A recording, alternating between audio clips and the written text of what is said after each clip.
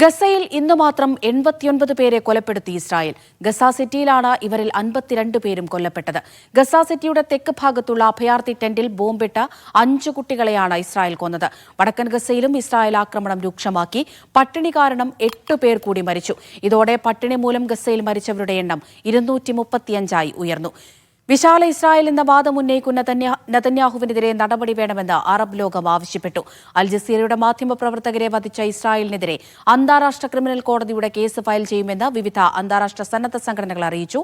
വെടിനിർത്തൽ ചർച്ചകൾക്കായി ദോഹയിലേക്ക് പ്രതിനിധികളെ അയക്കുമെന്ന് ഇസ്രായേൽ അറിയിച്ചു. MCA നാസർ ദുബൈയിൽ നിന്ന് വിവരങ്ങൾ നൽകാനായി ചേരുന്നുണ്ട്. നാസർ, കൂട്ടക്കൊല തുടരുകയാണല്ലേ ഇസ്രായേൽ?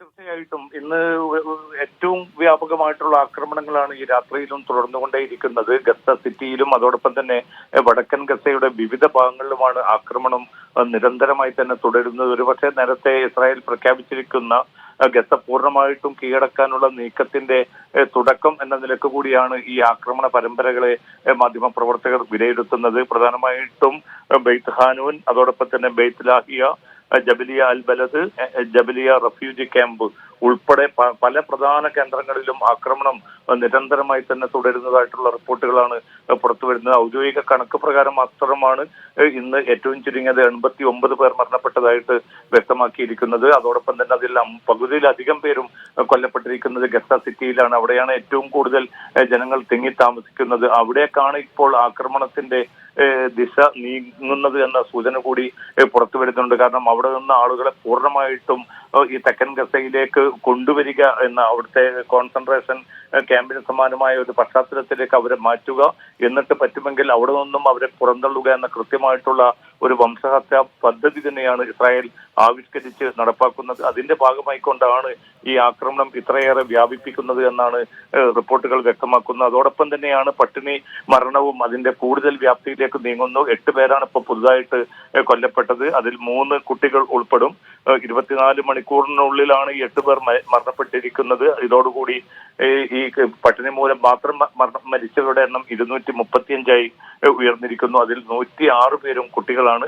അതോടൊപ്പം തന്നെയാണ് കുറെ കൂടി നടുക്കുന്ന ചില വാർത്തകൾ കൂടി ഗസയിൽ നിന്ന് ഇന്ന് പുറത്തു വന്നിട്ടുണ്ട്. അതിൽ ഏറ്റവും പ്രധാനപ്പെട്ടത് ഗസയിലെ ആരോഗ്യ മന്ത്രാലയം വ്യക്തമാക്കുന്നത് 55,000 ഗർഭിണികളുടെ അവസ്ഥ വളരെ പരിതാപകരമാണ്. കാരണം അവർക്ക് പോഷകാഹാരക്കുറവ് വലിയ തോതിൽ തന്നെ അവർ നേരിടുന്നുണ്ട്.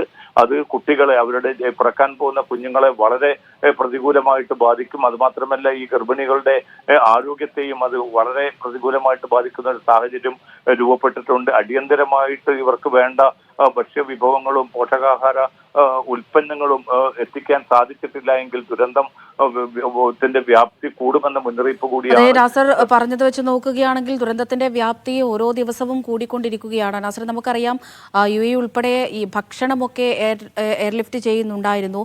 ഈ ഗസയിലെ ജനങ്ങൾക്കുള്ള സഹായ വിതരണം നിലവിലിപ്പോൾ ഏത് രീതിയിലാണ് നാസർ പുരോഗമിക്കുന്നത്?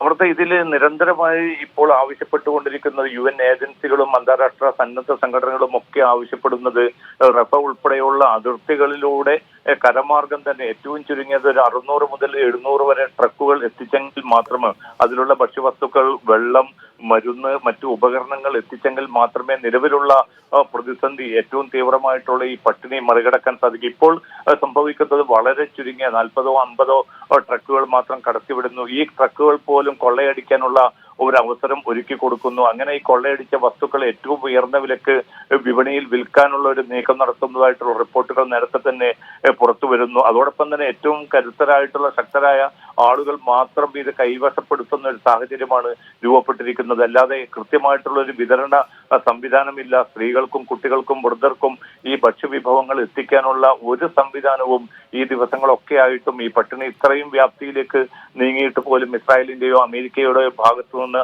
ആ അർത്ഥത്തിലുള്ള ഒരു ഭക്ഷ്യവിതരണ സംവിധാനത്തിലേക്ക് നീങ്ങാനുള്ള ഒരു ശ്രമം പോലും ഉണ്ടായിട്ടില്ല. ഗസ ഹ്യൂമാനിറ്റേറിയൻ ഫൗണ്ടേഷന്റെ ചുവടെ ഇപ്പോൾ പോലും 4ഓ 5ഓ കേന്ദ്രങ്ങളിൽ മാത്രമായിട്ടാണ് ഈ ഭക്ഷ്യവിതരണം നടപ്പാക്കുന്നത്. ഏറ്റവും ചുരുങ്ങിയത് 20 കേന്ദ്രമെങ്കിലും തുറക്കുമെന്ന് നേരത്തെ ഈ മേഖല സന്ദർശിച്ച അമേരിക്കയുടെ പശ്ചിമേഷ്യൻ പ്രതിനിധി തന്നെ വ്യക്തമാക്കിയിരുന്നു. പക്ഷേ സ്റ്റീവ് വിറ്റ്കോഫ് അക്കാര്യം പറഞ്ഞു. അദ്ദേഹം അവിടെ നിന്ന് പോന്നുവെങ്കിൽ പോലും ഇത്രയും ദിവസമായിട്ട് പോലും ഒരു കുറ്റമറ്റ ഭക്ഷ്യവിതരണ സംവിധാനം രൂപപ്പെടുത്താനും അങ്ങനെ ജനങ്ങൾ നേരിടുന്ന ഏറ്റവും തീവ്രമായിട്ടുള്ള ഈ വിശപ്പിനെ അഭിമുഖീകരിക്കാനുള്ള ഒരു നടപടി പോലും ഇസ്രായേലിന്റെ ഭാഗത്തു നിന്നും ഉണ്ടാവുന്നില്ല.